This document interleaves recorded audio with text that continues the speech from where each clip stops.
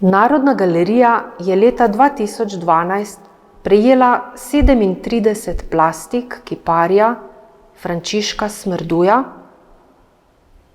rojenega v Postojni leta 1908, umrlega v Ljubljani leta 1964.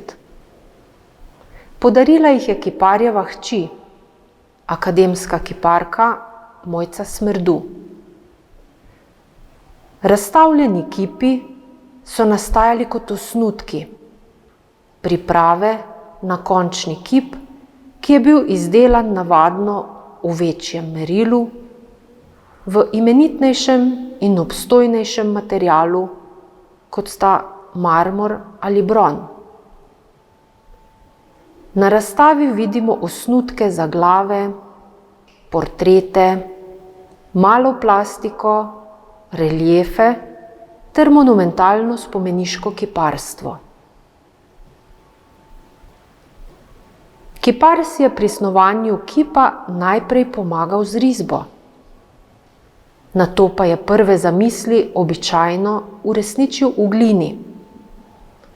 Izmed vseh kiparskih materialov je glina najlažje dosegljiva. Kot mehko in lahko gnetljivo gradivo pa omogoča dokaj hitro oblikovanje izdelka. Kadar je kipar izdeloval večji in pomembnejši kip, je pogosto oblikoval tudi mavčni osnutek kot model za končno delo. Na razstavi lahko vidimo prosto stoječe ali oble kipe, ki predstavljajo predmet v 3 razsežnostih, z višino, širino in globino. Okrog takega dela se lahko sprehodimo in si ga ogledamo z vseh strani.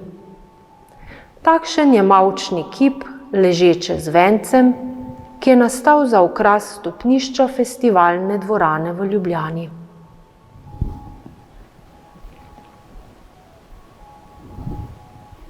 Razstavljeni pa so tudi reliefi, kiparski izdelki, ki jih gledamo le z ene strani, in sicer od spredaj, kakor na primer slike. V osnovi gre torej za plošče z bolj ali manj izstopajočimi deli, ki se iz nje dvigajo. Frančišek Smrdu je bil mojster plitvega reliefa, kakor lahko vidimo na reliefu Rojstvo.